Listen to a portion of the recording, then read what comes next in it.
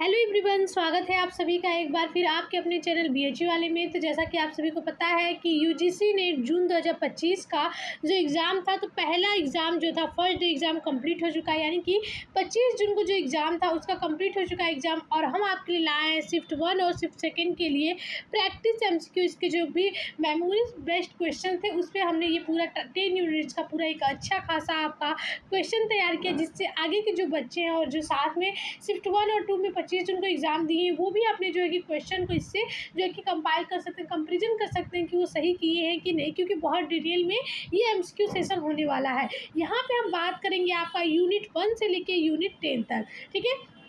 तो वीडियो काफ़ी ज़्यादा लंबी ना हो जाए, इसलिए इसे हम 2 पार्ट में पढ़ेंगे, यानी कि अभी जो फर्स्ट पार्ट होगा वो यूनिट 1 से लेके 5 तक होगा। फिर इसके बाद यानी कि टीचिंग एप्टीट्यूड से लेके आपका जो है कि रीजनिंग तक होगा, लॉजिकल रीजनिंग तक, ठीक है। और उसके बाद हम आगे का पार्ट पढ़ेंगे, ठीक है। तो ऐसे हम लोग सिर्फ दो पार्ट में यूनिट 1 से 10 तक को देखेंगे और उसके सारे एमसीक्यूज़ को डिटेल में पूरा सोल्यूशन के साथ, एक्सप्लेनेशन के साथ देखेंगे। तो पूरा वीडियो ज़रूर देखिएगा। वीडियो अच्छी लगेगी तो लाइक करिएगा, शेयर करिएगा, सब्सक्राइब करिएगा, ठीक है। चलिए वीडियो शुरू करते हैं। सभी बच्चे बहुत अच्छे तरीके से देखेंगे। यहाँ पे हम लोग 25 जून का शिफ्ट 1 और शिफ्ट 2 के दोनों जो है कि एमसीक्यूज देखेंगे, जो भी मेमोरी बेस्ड क्वेश्चन है उसको देखेंगे, ठीक है। पहला हम लोग टीचिंग एप्टीट्यूड के क्वेश्चन देखेंगे, फर्स्ट यूनिट के क्वेश्चन को देखते हैं। इसमें जो टॉपिक होगा वो होगा types and methods of teaching से रिलेटेड। जितने भी क्वेश्चन आपके शिफ्ट 1 और शिफ्ट 2 से थे, या जो बच्चे अपना जो है कि समझ सकते हैं कि कैसे क्वेश्चन आए थे, अगर मिलाना चाहे तो मिला सकते हैं। और आगे के बच्चों के लिए बहुत ज़्यादा जरूरी है, क्योंकि ऐसे क्वेश्चन आए थे और आएंगे, ठीक है। कहीं ना कहीं 2-4 क्वेश्चन हर जो है कि शिफ्ट से पूछे जाते हैं, मैच हो जाते हैं, ठीक है। तो पहला जो क्वेश्चन आया था आपका, जो इस बार शिफ्ट 1 शिफ्ट 2 में टाइप्स और मेथड ऑफ टीचिंग से आया था, टीचिंग सेंटर। तो यहाँ पे हम लोग पहले क्वेश्चन को देखते हैं। पहला क्वेश्चन है आपका, गिवन बिलो आर 2 स्टेटमेंट। ऐसा कुछ क्वेश्चन टीचर सेंटेड और लर्नर सेंटेड क्वेश्चन आपका आया भी था शिफ्ट 1 शिफ्ट 2 में, तो वही क्वेश्चन हम लाए आपके लिए। तो पहला स्टेटमेंट है, in learner centre teaching method the teacher acts merely as a facilitator. Second statement है आपका, teacher centre teaching methods encourage student to be active participants, ठीक। तो यहाँ पे बिल्कुल ये जो है कि बिल्कुल सही है कि जहाँ जो टीचर होता है वो acts merely as a facilitator, सिर्फ जो है कि टीचर एक्ट करता है लर्नर सेंटर टीचिंग मेथड में, बिल्कुल सही है यहाँ पे, ठीक है। लर्नर सेंटर में स्टूडेंट सेंटर में रहता है और teacher as a facilitator work करता है। लेकिन यहाँ पे ये गलत है कि टीचर सेंटर मेथड में स्टूडेंट एक्टिव होता है, टीचर इंकरेज करता है, ये चीज़ें गलत है। ये टीचर सेंटर की जगह की कैरेक्टरिस्टिक्स नहीं है, ठीक है। तो इसका सही आंसर होगा सी, ओके। चलिए यहाँ पे देखिए आपका एक्सप्लेनेशन भी दिया हुआ है कि learner centre method emphasise active student participation with the teacher's role being to be facilitate the learning process को वो देखता है अच्छे तरीके से, पूरा ऑब्जर्व करता है, उन्हें जो भी गलती होती है उन्हें बताता है, ये चीज़ करता है। तो ये फर्स्ट स्टेटमेंट। सेकेंड जो स्टेटमेंट था वो है कि in teacher centre method the teacher is the primary information provider. सिर्फ एक इंफॉर्मेशन प्रोवाइडर होता है, ठीक। And student are generally passive recipient, not actively encourage participant, ठीक है। वो क्या होते हैं, पैसिव होते हैं, एक्टिव नहीं होते हैं, ठीक है। तो ये पूरा एक्सप्लेनेशन था और हर क्वेश्चन को हम लोग इसी तरह एक्सप्लेनेशन के साथ देखेंगे, तो पूरा वीडियो जरूर देखिएगा, ठीक है। इतना अच्छा बेस्ट एक्सप्लेनेशन क्वेश्चन फॉर्मिंग आपको कहीं नहीं मिलेगा। चलिए अगले क्वेश्चन की तरफ बढ़ते हैं। अगला है, which of the following teaching method is most suitable for promoting active learning, ठीक है। इससे भी क्वेश्चन आपके आए थे शिफ्ट 1 शिफ्ट 2 में। तो यहाँ पे लेक्चर मेथड है, चाक एंड टाक मेथड है, प्रोजेक्ट मेथड है, डिमॉन्स्ट्रेशन मेथड है। और ये आपको हमने बहुत सारे PYQ शॉर्ट्स के रूप में ये सारी चीज़ें आपको हमने बार बार भेजा था। Teacher centred, active learning, passive learning, बार बार आपको हमने ये चीज़ सब सेशन कराए हुए हैं, ठीक है। तो यहाँ पे आपका क्वेश्चन है, इसका जो सही आंसर होगा वो होगा प्रोजेक्ट मेथड। प्रोजेक्ट मेथड जो है कि एक्टिव लर्निंग का मोस्ट सूटेबल जो है कि मेथड है, ठीक है, टीचिंग मेथड है। अब यहाँ पे आगे के सारे जो है कि सबको पढ़ लेते हैं। यहाँ पे प्रोजेक्ट मेथड में होता क्या है, तो प्रोजेक्ट मेथड जो है कि the method allows student to work on real life. ये क्या करता है कि हमें रियल लाइफ में वर्क करने के लिए, रियल लाइफ प्रॉब्लम्स में वर्क करने के लिए जो ये कि अलाउ करता है। Engaging them actively and promoting learning by doing. ये लर्निंग बाई मतलब करके सीखने को ये प्रमोट करता है जो प्रोजेक्ट मेथड है। It encourage hands on experience and problem solving और हैंड एक्सपीरियंस को ये इंकरेज करता है। अदर मेथड्स की बात करेंगे, lecture, chalk and talk, demonstration are generally associated with passive learning. ये सब क्या है, पैसिव लर्निंग, यानी कि पैसिव लर्निंग किस में आएगा, टीचर सेंट्रिक मेथड में आएगा, ठीक है। तो उसको ये लोग जो है कि ज़्यादा देते हैं। Where student primary receive information, वहाँ पे स्टूडेंट जो होते हैं सिर्फ इन्फॉर्मेशन रिसीव करते हैं। आपको लैंग्वेज बैरियर नहीं आएगी। जो ये आपका क्वेश्चन फ्रेम किया हुआ है एकदम नॉर्मल लैंग्वेज में है, तो आपको इतनी इंग्लिश बिल्कुल समझ में आ जाएगी। और मैं इसे हिंदी इंग्लिश दोनों में बाइलिंगुअल जो है कि एक्सप्लेन करूँगी, ठीक है। तो लैंग्वेज के इशू नहीं करिएगा। चलिए,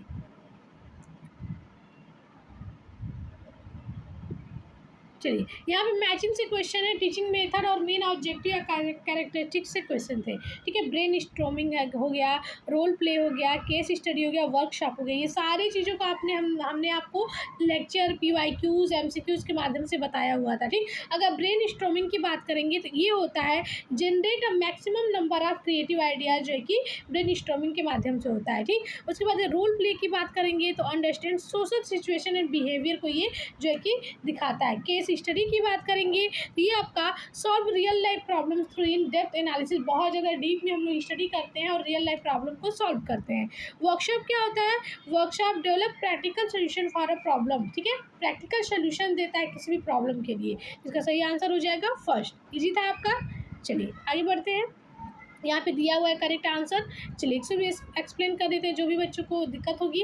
ब्रेन स्टॉर्मिंग क्या होता है? इट्स ऑब्जेक्टिव टू जनरेट और large number of creative ideas on a specific topic, किसी एक स्पेसिफिक टॉपिक पे बहुत सारे हमें जो है कि large number of creative ideas देता है, ठीक है। इसका उद्देश्य क्या होता है? बहुत सारे आइडियाज़ को जनरेट करना है किसी भी स्पेसिफिक टॉपिक पे। रोल प्ले क्या होता है? It help student understand social situation and behaviour by assuming different roles, ठीक है। अलग अलग रोल्स को एज्यूम करके वो क्या करते हैं? सोशल सिचुएशन और बिहेवियर को समझते हैं, ठीक है, इसमें रोल प्ले में। केस स्टडी में क्या होता है? It involves in depth analysis of real और hypothetical problems in arrive at solution, ठीक है। किसी भी रियल लाइफ प्रॉब्लम को जो है कि उसका सोल्यूशन केस स्टडी में डीप स्टडी करके हम लोग जानते हैं, ठीक है। अगला क्वेश्चन वर्कशॉप से है, तो workshop are typically focused on developing practical skills and finding practical solution to the problems, ठीक है। किसी भी प्रॉब्लम की प्रैक्टिकल सोल्यूशन जो है कि हम लोग वर्कशॉप के थ्रू जो है कि पाते हैं, ठीक है। तो ये चीज़ें आपको क्लियर हो गई। अब आपको एग्जाम में आएगा, अगर अगले शिफ्ट के जो बच्चे हैं अगर आएगा तो वो गलत बिल्कुल भी मत करिएगा, ठीक है। चलिए अगले क्वेश्चन पे बढ़ते हैं। मुक्स से आपके क्वेश्चन आए थे आपके शिफ्ट 1 और शिफ्ट 2 में। मुक्स से तो देख लीजिए, यहाँ पे असेशन रीजन के क्वेश्चन, यहाँ पे असेशन है ऑनलाइन लर्निंग प्लेटफॉर्म्स लाइक मुक्स, यानी कि मैसिव ओपन ऑनलाइन कोर्स, इसके बारे में भी हमने बहुत सारे MCQ आपको कराए हैं। Provide flexibility to student to learn at their own place and time. पहला है कि जो मुक्स होता है वो फ्लेक्सिबिलिटी देता है स्टूडेंट को कि वो कहीं भी जो है कि पढ़ सकते हैं, कहीं भी कर सकते हैं, कोई दिक्कत नहीं होती, एनी टाइम एनी वे, आपको हमने बताया था, ठीक है। तो ये बिल्कुल सही है, ठीक है, यहाँ पे बिल्कुल सही है, ठीक। उसके बाद है आर रीजन दे रहा है, MOOCs generally lack individual, because MOOCs generally lack individual feedback and one on one teacher student interaction which is available in traditional classroom, ठीक है। यहाँ पे जो है कि ये तो बिल्कुल सही है, जो ये एक्सप्लेनेशन कर रहा है ये थ्रू है, यानी कि both A and R are true, लेकिन यहाँ पे आर जो है कि ए की करेक्ट एक्सप्लेनेशन नहीं कर रहा है, जिसका आंसर होगा बी। दोनों स्टेटमेंट सही है लेकिन ये एक दूसरे को एक्सप्लेन नहीं कर रहे हैं, ठीक है। तो ये चीज़ें ध्यान में रखिएगा। इसमें मुक्स में क्या होता है? इंडिविजुअल फीडबैक नहीं होता है, इसमें लैक होता है, या फिर और one on one teacher student interaction भी नहीं होता है, बिल्कुल सही है। विच अवेलेबल इन ट्रेडिशनल क्लासरूम में जो है कि ये मौजूद होता है, तो ये मुक्स में नहीं होता है, ठीक है। चलिए अब मुक्स के बारे में डिटेल्स थोड़ा सा जान लेते हैं।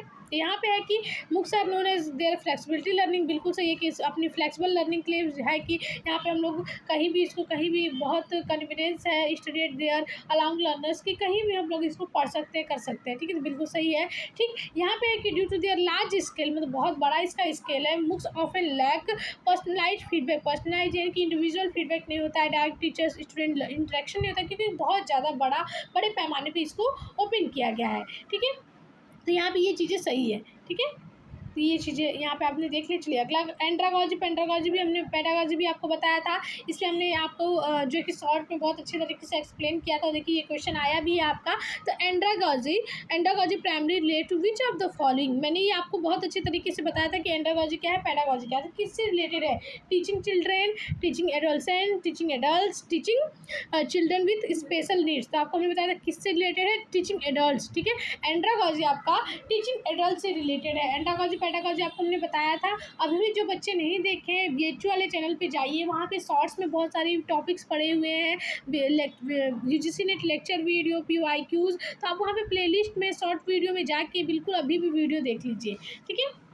बहुत शॉर्ट फॉर्म में छोटा छोटा वीडियो 10 15 20 मिनट का ऐसी वीडियो है। अब डिफिनीशन देख लेते हैं। तो andragogy is the art and science of teaching adults. ये आपको हमने बताया था कि जो एंड्रोगॉजी है वो क्या है, आर्ट एंड साइंस किसको टीचिंग करने की, एडल्ट्स के लिए। ठीक, कैरेक्टरिस्टिक्स क्या है, it assumes adult learners are self directed. जो एडल्ट लर्नर होते हैं आज के और हमारे तरफ के, वो सेल्फ डायरेक्टेड होते हैं, वो खुद से ही जो है कि सारी चीज़ों को कर लेते हैं। ठीक है, एक्सपीरियंस बेस्ड होते हैं और प्रॉब्लम सेंटर्ड होते हैं। ठीक है, ये इनकी जो है कि क्या है, कैरेक्टरिस्टिक्स है। It differs from pedagogy which focus on teaching children. अब पेडागॉजी भी यहाँ पे आपको हमने बता दिया कि पेडागॉजी क्या होता है, पेडागॉजी से कैसे अंतर है इसका, क्योंकि पेडागॉजी जो है आपको क्या करता है, टीचिंग करने में, चिल्ड्रेन को टीचिंग करने में फोकस करता है। ठीक है, ये वहीं पे, ये किससे रिलेटेड है, टीचिंग एडल्ट से रिलेटेड है एंडोगॉजी। ओके, चलिए जल्दी जल्दी क्वेश्चन को देख लेते हैं क्योंकि काफ़ी 5 यूनिट्स करने हैं, काफ़ी बड़ा हो जाएगा वीडियो। अब हम लोग टीचिंग के इवेल्युएशन सिस्टम से क्वेश्चन आए थे, इसको देख लेते हैं। ठीक है, इवेल्युएशन सिस्टम से कैसे क्वेश्चन आए थे देख लेते हैं। विच of the following evaluation focus on providing continuous feedback during the learning process. ठीक है, कौन सा ऐसा इवेल्युएशन प्रोसेस होता है जो कि continuous feedback during learning process जो है कि प्रदान करता है। तो वो क्या आता है, फॉर्मेटिव असेसमेंट। ये आपका मोस्ट रिपीटेड PYQ है, तो इसको बिल्कुल ध्यान में रखिएगा। ठीक है, ऐसे क्वेश्चन आ जाएंगे, गलत नहीं करना है। ठीक है, तो जो फॉर्मेटिव असेसमेंट होता है वो कंटिन्यू फीडबैक जो है कि प्रदान करता है। ठीक है, it primary purpose is to provide ongoing feedback to improve student learning during the instructional process. क्या होता है, लर्निंग जिस टाइम हम लोग लर्न करते हैं, सीखते हैं, उस टाइम में ये जो कि हमें हमेशा कंटिन्यू फीडबैक देता रहता है, जिससे हम लोग अपने आप में क्या कर सकते हैं, इंप्रूवमेंट कर सकते हैं, सुधार कर सकते हैं। ठीक है, it is typically conducted during the teaching learning process. ये टीचिंग लर्निंग प्रोसेस के दौरान ही कंडक्ट किया जाता है। Other assessment type have different objective, जैसे कि फाइनल ग्रेडिंग होता है, कोर्स प्लेसमेंट होता है, डायग्नोस्टिक लर्निंग डिफिकल्टीज होता है। ये सब जो है कि जो भी आपके प्लेसमेंट कह लें, डायग्नोस्टिक कह लें, तो वो डायग्नोस करने के लिए, कोई प्रॉब्लम उसको डायग्नोस करने के लिए होते हैं। सबमिटिव असेसमेंट में क्या होता है कि ये फाइनल ग्रेडिंग करता है। ये क्या करता है, फाइनल ग्रेडिंग करता है। वही कोर्स प्लेसमेंट करता है, प्लेसमेंट असेसमेंट, और वही डायग्नोस्टिक लर्निंग डिफिकल्टी, जो भी लर्निंग में डिफिकल्टीज आ रही है उसको डायग्नोस करता है, उसका निदान करता है डायग्नोस्टिक असेसमेंट। तो सबकी अलग अलग जो है कि फीचर्स हैं। ठीक है, और ये क्या करता है, आपका ऑनगोइंग फीडबैक देता है, इम्प्रूव करता है स्टूडेंट्स को। ठीक है, चलिए अगले क्वेश्चन की तरफ बढ़ते हैं। यहाँ पे 2 स्टेटमेंट दिए हुए हैं और बताना है कि कौन सा सही है कौन सा गलत है। ठीक है, स्टेटमेंट, फर्स्ट स्टेटमेंट है, the main objective of submit assessment is to provide grade और marks to student at the end of their learning. अभी आपको हमने बताया, बिल्कुल सही है कि सबमिटिव जो असेसमेंट होता है ये इवेल्युएशन का एक प्रोसेस में आता है। इसमें क्या आता है कि एट द एंड ऑफ में हम लोग ग्रेडिंग देते हैं, मार्क्स देते हैं, जो हमें रिजल्ट मिलता है वो सब सबमिटिव असेसमेंट के तहत आता है। बिल्कुल सही है।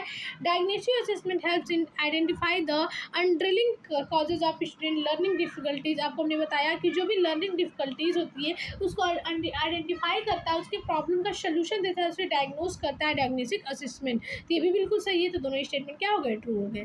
ओके, चलिए यहाँ पे वही चीज़ें हैं, दिया हुआ है कि क्या होता है कि ये मेन पर्पज होता है evaluate overall achievement and assigning grade और मार्क्स, लास्ट में देता है लर्निंग पीरियड के एंड में। ठीक है, end of a learning period. और डायग्नोस्टिक क्या करता है, जो भी आइडेंटिफाई, जो भी root cause of learning problems होते हैं, जो भी लर्निंग करने में डिफिकल्टीज आती है, उसको जो भी स्टूडेंट फेस करते हैं उसको डायग्नोस करता है, उसको जो कि उसका सोल्यूशन देता है बच्चों को। ओके, चलिए अगले क्वेश्चन को देखते हैं। ये भी आपका इवैल्यूएशन से संबंधित है और इससे सारे आपके जो कि क्वेश्चन इससे क्लियर हो जाएंगे। ठीक है, हाँ, यहाँ पे कि टाइप ऑफ इवैल्यूएशन और उसके प्राइमरी ऑब्जेक्टिव क्या थे। प्लेसमेंट इवैल्यूएशन बताया आपको क्या करता है, ये करता है आपका determine student suitability for admission to a specific course. ठीक है, ये डिटरमाइन करता है स्टूडेंट को कि उन्हें जो कि किसी भी जो है कि स्पेसिफिक कोर्स में किस तरह से सुटेबल होना है, किस तरह से उन्हें एडमिशन लेना है। ये सही है बिल्कुल। फॉर्मेटिव आपको हमने बताया कि क्या करता है, improve during feedback, provide continuous feedback for improving the learning process. Learning process को इम्प्रूव करने के लिए ड्यूरिंग लर्निंग प्रोसेस में ये फीडबैक देता है। ठीक, सबमिटिव क्या था, एंड जहाँ पे होगा वही सबमिटिव हो जाएगा। तो यहाँ पे S is overall achievement at the end of a course programme. Diagnostic का ही बता दिया हमने कि क्या करता है, जो भी आपको दिक्कत आती है उसको आइडेंटिफाई करता है और उसकी डिफिकल्टीज का सोल्यूशन देता है डायग्नोस्टिक। तो हो गया इसका फर्स्ट आंसर। ठीक है, यहाँ पे पूरे का आपका दिया हुआ है एक्सप्लेनेशन, पढ़ लीजिए इसको, बार बार हमने बताया। एक बार फिर से बता देते, प्लेसमेंट क्या करता है, it assess student initial skills and knowledge before placing them into a specific course और प्रोग्राम। फॉर्मेटिव क्या करता है, कंटिन्यूस फीडबैक देता है और गाइड करता है, इंप्रूव करता है लर्निंग प्रोसेस को। सबमिटिव क्या करता है, ओवरऑल अचीवमेंट क्या करता है, ये देता है, बच्चों को इवेल्युएट करता है और एक मार्क्स और ग्रेड देता है इनको, ठीक। डायग्नोसिस क्या करता है, underlying causes of learning process को ये जाकर यूज टू डिटरमाइन करता है, ठीक है। ये चीज़ें आपकी थी डायग्नोस्टिक की। अब अगले क्वेश्चन की तरफ बढ़ते हैं। आपका असेसन रीजन का क्वेश्चन है, ठीक है। 4th नंबर इवैल्यूएशन से संबंधित है। पहला असेसन है, a teacher should regularly use formative assessment in the classroom to ensure effective teaching, ठीक। यहाँ पे ये बिल्कुल सही है कि जो टीचर होता है वो डेली जो है कि फॉर्मेटिव असेसमेंट करता है, जिससे जो टीचिंग होता है वो काफ़ी इफेक्टिव हो जाए, बिल्कुल सही है। या बिकॉज मतलब कॉज दिया हुआ है, रीज़न दिया हुआ है, because formative assessment is the most reliable method for grading and ranking students. तो पहली चीज़ तो ये ग्रेडिंग नहीं करता है, रैंकिंग नहीं करता है, क्या करता है, इम्प्रूव करता है स्टडी को। तो ये क्या हो गया, गलत हो जाएगा, ये तो सबमेटिव की है, सबमेटिव असेसमेंट का कार्य है, तो ये बिल्कुल थर्ड इसका आंसर सही हो जाएगा, ठीक।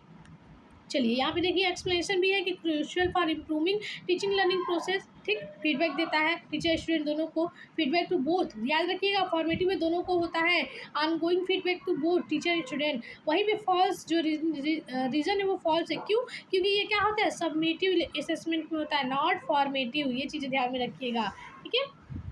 चलिए अगले क्वेश्चन को बढ़ते हैं।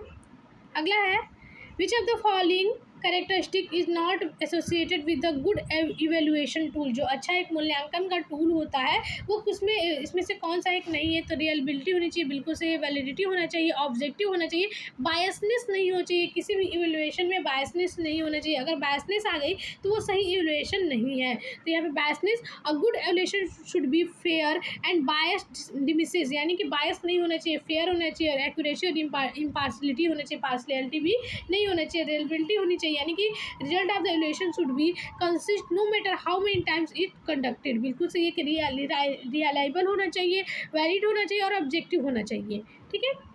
अब चलिए टीचिंग का ही अगला टॉपिक जिससे क्वेश्चन आया था वो था ब्लूम टेक्सोनॉमी। आपके क्वेश्चन से अगर ब्लूम टेक्सोनॉमी से कोई भी क्वेश्चन आ जाए तो आप गलत नहीं करेंगे, ठीक है। सभी लोग 2x पे करके ही वीडियो देख लेंगे, लेकिन पूरा वीडियो जरूर देखिएगा। आपको एग्जाम में 100% बता रहे हैं, लगभग आपके 30 से 40 क्वेश्चन इस जो है कि सेशन से बनने वाले हैं, तो जो भी बच्चे बिल्कुल देख लीजिएगा, ठीक है। चलिए यहाँ पे according to Bloom cognitive taxonomy original 1956 में आपका which is the lowest level of cognitive objective, ठीक है। कौन सा लोएस्ट लेवल है, तो कौन सा है आपका, नॉलेज आपका सबसे जो है कि लोएस्ट है ना। यहाँ पे आपको हमने बताया था KCA2, ठीक है, ऐसे भी याद कर सकते हैं, ठीक है। ऐसे इसका जो कि शॉर्ट में याद करने वाला है। तो यहाँ पे देखिए क्या क्या चीज़ें हैं। तो knowledge in Bloom's original taxonomy, knowledge is the lowest level है, याद रखिएगा। दिस लेवल इन्वॉल्व्स रिकॉलिंग और recognise facts, terms, basic concept और आंसर। ये क्या करता है, जो भी हमने फैक्ट्स होते हैं उसे रिकॉल और रिकॉग्नाइज करने में मदद करता है। It's from the foundation for other high level thinking skill in the cognitive domain. ये कॉग्निटिव डोमेन में जो है कि अदर जो कि स्किल्स होती हैं, हायर स्किल्स होती हैं, उनका फाउंडेशन जो है कि ये रखता है, ओके। तो ये ब्लूम टेक्सोनॉमी से ये क्वेश्चन आया था, तो एक बार जरूर से ब्लूम टेक्सोनॉमी फिर से देख लीजिएगा, ठीक। चलिए और भी क्वेश्चन है ब्लूम टेक्सोनॉमी से। यहाँ पे स्टेटमेंट है, ठीक। पहले स्टेटमेंट है, in Bloom's revise taxonomy creating is the highest level of the cognitive domain, बिल्कुल सही है। क्रिएटिंग, इसमें क्रिएटिव क्या है, सबसे हाईएस्ट लेवल है, कॉग्निटिव डोमेन का सबसे हाईएस्ट लेवल क्या है, क्रिएटिंग है, ब्लूम का रिवाइज टेक्सोनॉमी, बिल्कुल सही है, ठीक। दूसरा है, creating means putting elements together to form a new whole और स्ट्रक्चर, बिल्कुल सही है ये भी। तो दोनों स्टेटमेंट क्या है, ट्रू है, ठीक है। तो ये आपकी रिवाइज टेक्सोनॉमी की, और रिवाइज टेक्सोनॉमी कब आई थी, तो 2001 में आई थी, और वही अगर ब्लूम के ओरिजिनल की बताएंगे तो 1956 में आई थी, याद रखिएगा, ठीक। तो क्रम याद कर लीजिएगा, ठीक है। In Bloom revise taxonomy 2001 creating is indeed placed at the highest level, आप सभी को पता है हाईएस्ट लेवल है, और ये क्या करता है आपका, putting various elements together to form something new, यानी कि प्रोडक्ट, आइडिया, सोल्यूशन, ये सारी चीज़ें आपको क्रिएटिंग देता है, ठीक है। चलिए अगला देखते हैं, देखिए यहाँ पे आ ही गया, यहाँ पे है, are in the level of Bloom's cognitive taxonomy in the correct ascending order lowest to highest, ठीक। यहाँ पे अगर सिर्फ ब्लूम की टेक्सोनॉमी बोलेगा, कॉग्निटिव टेक्सोनॉमी, तो यहाँ पे ओरिजिनल की बात हो रही है, ठीक। तो इसको क्या करना है आपको, इसको लगाना है क्रम से, ठीक है, इसको लगाना है क्रम से। तो यहाँ पे सबसे पहले अगर कोई आएगा तो वो रिमेम्बरिंग आएगा, ठीक, पहला। फिर उसके बाद आपका अंडरस्टैंडिंग आएगा, ठीक, उसके बाद आपका एनालाइजिंग आएगा, थर्ड, ठीक, सेकेंड है, ठीक। उसके बाद आपका इवेल्युएटिंग आएगा और चौथा क्रिएटिंग। आपको बताया ना क्रिएटिंग सबसे हाईएस्ट है, तो इसका सही आंसर हो जाएगा ए, ठीक है। तो इसको आप याद कर सकते हैं यहाँ पे आर यू, ठीक है, रिमेंबरिंग, उसके बाद अंडरस्टैंडिंग, फिर आपका एनालाइजिंग, एनालाइजिंग के बाद इवेल्युएटिंग, ठीक है, इवेल्युएटिंग के बाद आपका क्या है, क्रिएटिंग, ठीक, RUAEC, ठीक है, ऐसे जो है कि याद कर सकते हैं। यहाँ पे देखिए सीक्वेंस है कि the correct ascending order of Bloom revise taxonomy is remembering सबसे लोएस्ट है और हाईएस्ट क्रिएटिंग है, याद रखिएगा। Remembering, understanding, applying, analysing, evaluating और क्रिएटिंग, ठीक है। तो यहाँ पे RU या फिर RUA2 ऐसे याद कर सकते हैं इसका शॉर्ट फॉर्म, ठीक है। चलिए अगला देखते हैं। अगला ब्लूम टेक्सोनॉमी से क्वेश्चन है सेशन रीजन से कि ब्लूम टेक्सोनॉमी, ठीक है, Bloom taxonomy provide a hierarchical framework for classifying learning objectives. बिल्कुल सही है कि हायरार्किकल फ्रेमवर्क देता है क्या, क्लासिफाइंग लर्निंग ऑब्जेक्टिव, बिल्कुल सही है। अब रीजन क्या दे रहा है, it helps teacher design various teaching learning activities and select assessment tool, बिल्कुल सही है ये भी। ये क्या कहता है कि टीचर को हेल्प करता है डिजाइन करने के लिए कि वो क्या क्या चीज़ों को अपने असेसमेंट टूल्स में, टीचिंग लर्निंग एक्टिविटीज़ में ऐड कर सकता है। तो दोनों क्या है, बिल्कुल सही है और एक्सप्लेनेशन भी एकदम सही है, ठीक है। इसका सही आंसर फर्स्ट हो जाएगा, ठीक है। चलिए यहाँ पे स्टेटमेंट्स दिया हुआ है, इसका एक्सप्लेनेशन दिया हुआ है, ठीक है, वही चीज़ जो सेम बताया वही चीज़ है, ठीक है। चलिए अगला क्वेश्चन है, अगला है which of the following is the best example of the analysing skill in Bloom's cognitive domain. जो ब्लूम्स ने अपने कॉग्निटिव डोमेन में एनालाइजिंग दिया उसका बेस्ट एग्जांपल क्या है, तो उसका क्या है, identify the different parts of a problem and understanding their relationship. ये आपका एनालाइजिंग का जो है कि बेस्ट एग्जाम्पल है कि क्या करेगा, identify different parts of problem, सब अलग अलग पार्ट्स जो उसके प्रॉब्लम को आइडेंटिफाई करेगा, अंडरस्टैंड करेगा, उसके रिलेशनशिप को समझेगा कि इनमें रिलेशन क्या है, क्या प्रॉब्लम है। ये एनालाइजिंग का जो है कि बेस्ट एग्जांपल है, ठीक है। यहाँ पे आप देखेंगे, चलिए, और यहाँ पे ऑप्शन ए जो है आपका रिमेंबरिंग से रिलेटेड है, बी आपका क्रिएटिंग से और डी आपका अंडरस्टैंडिंग से। यहाँ पे ऑप्शन को भी जो है कि डिफर कर दिया है। यहाँ पे आप देख सकते हैं जो ए आपका ऑप्शन है यहाँ पे, ये आपका recalling facts from a textbook, ठीक है, तो ये रिमेंबरिंग से रिलेटेड है, ठीक। राइटिंग अ न्यू स्टोरी आपका क्रिएटिंग से रिलेटेड है, और यहाँ पे explaining information in one owns word, ये क्या है, अंडरस्टैंडिंग से रिलेटेड है, ठीक है। तो इस सारे का आपको हो गया ब्लूम टेक्सोनॉमी की। चलिए अब स्वयं प्रभा से क्वेश्चन आया था, ठीक है। अब ये तो ICT का भी पार्ट है स्वयं प्रभा, और ये आपका टीचिंग के भी पार्ट है, याद रखिएगा, ठीक है। तो यहाँ पे स्वयं प्रभा से क्या क्वेश्चन आए थे आपके शिफ्ट 1 शिफ्ट 2 में 25 जून के, तो था कि what is the primary objective of स्वयं प्रभा चैनल्स। स्वयं प्रभा का जो चैनल है उसका प्राइमरी ऑब्जेक्टिव क्या है, तो क्या है, to provide high quality educational program on 24/7 basis, ठीक है। क्या करना, हाई क्वालिटी एजुकेशन को 24 घंटे देना है, ठीक है। यहाँ पे देखिए इसका एक्सप्लेनेशन देख लेते हैं। तो यहाँ पे आपको बताया कि स्वयं प्रभा कितने चैनल है, 40, पहले 32 थे, अब क्या हो गया 40 चैनल्स हैं, ठीक। और यहाँ पे डेडिकेटेड टू टेलीकास्टिंग होती है आपकी, याद रखिएगा, G-SET आपको याद होगा, ठीक है। हाई क्वालिटी एजुकेशनल चैनल 24 घंटे देता है। रिच क्या है, it aims to ensure educational access even in remote areas where internet connectivity might be limited. जहाँ पे इसका अर्थ है कि जहाँ पे ऐसे रिमोट एरिया जहाँ पे इंटरनेट कनेक्टिविटी बहुत लिमिटेड है, वहाँ पे भी इसकी पहुंच को प्रदान करना इसका एम है, ठीक है। Audience it cover various subject and levels ranking from school education to higher education and lifelong learning. ये बहुत सारे कवर्स को करता है एरिया को, जिसकी स्कूल से लेके हायर एजुकेशन लर्निंग तक को ये प्रोवाइड करता है, ठीक। अगला आपका फिर से स्वयं प्रभा से क्वेश्चन है, स्टेटमेंट से रिलेटेड है। द प्रोग्राम ऑफ स्वयं प्रभा टेलीकास्ट बाय बिसाग यानी कि Bhaskaracharya institute of space application and geo informatics. ये याद रखिएगा, बहुत ज़्यादा मोस्ट इंपॉर्टेंट है। बिल्कुल सही है कि जो आपका स्वयं प्रभा है वो किससे टेलीकास्ट होता है, बिसाग का, इसका फुल फॉर्म है Bhaskaracharya institute of space application and geo informatics, बिल्कुल सही है, ठीक। दूसरा आपका है कि द प्रोग्राम ऑफ स्वयं Prabha focused only on arts and humanities subject, गलत। अभी आपको हमने बताया कि ये स्कूल से लेके हायर एजुकेशन तक के सभी सब्जेक्ट को कवर करता है लगभग, ये गलत हो जाएगा, ये हो जाएगा सही, ठीक है। यहाँ पे इसका पूरा वही सेम चीज़ दिया हुआ है कि अपलिंग्स फ्रॉम विशाख गांधीनगर है, ये याद रखिए विशाख गांधीनगर। ठीक, इससे रिलेटेड है वाइड रेंज ऑफ सब्जेक्ट जो कि इंक्लूड रखता है अपने में science, commerce, engineering, law, medicine, सब कुछ। ठीक है, चलिए ये भी आपका क्वेश्चन बार बार पूछता है कि जो which institutes provide content for Swayam Prabha, Swayam Prabha को कौन कौन से इंस्टीट्यूट जो है कि कंटेंट प्रोवाइड करते हैं। तो आपको पता है यहाँ पे फर्स्ट बिल्कुल सही हो जाएगा कि नेपटेल है, IITs है, UGC है, CEC है, इग्नू है, NCERT है, NIOS, ये सारे जो है कि कंटेंट प्रोवाइड करते हैं आपको स्वयंप्रभा के लिए। यहाँ पे देखिए सारी आपको डिटेल में दी गई है। नेपटेल यानी कि national program on technology enhance learning, IITs Indian institute of technology, UGC university grant commission, CEC consortium for educational communication, IGNOU Indira Gandhi national open university, NCERT national council of educational research and training, और NIOS यानी कि national institute of open schooling. ठीक है, तो ये सारे का full form, और फुल फॉर्म के साथ साथ आप इसका जो है कि नाम याद कर दीजिए कि ये लोग जो है कि कंटेंट प्रोवाइडर है। ठीक है, ये आपके जो है कि स्वयंप्रभा के कंटेंट प्रोवाइडर है, इसकी फुल फॉर्म भी पूछ देता है। अब चलिए अगला क्वेश्चन है असेसन रीजन का।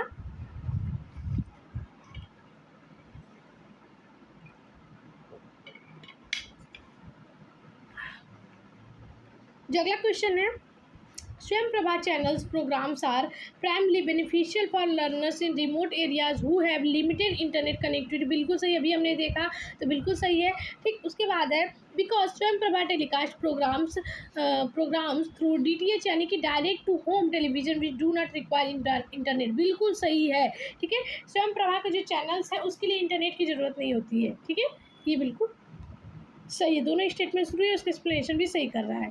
ठीक, चलिए अगला है how much new content is telecast on Swayamprabha channels every day. मतलब कि स्वयंप्रभा चैनल पे डेली कितने नए कंटेंट को जो है कि टेलीकास्ट किया जाता है। तो कितने, एटलीस्ट 4 आवर्स, 4 घंटे जो है कि नए कंटेंट को टेलीकास्ट किया जाता है, याद रखिएगा। यहाँ पे देखिए, यहाँ पे है telecast schedule, each channel telecast at least 4 hours of new content every day.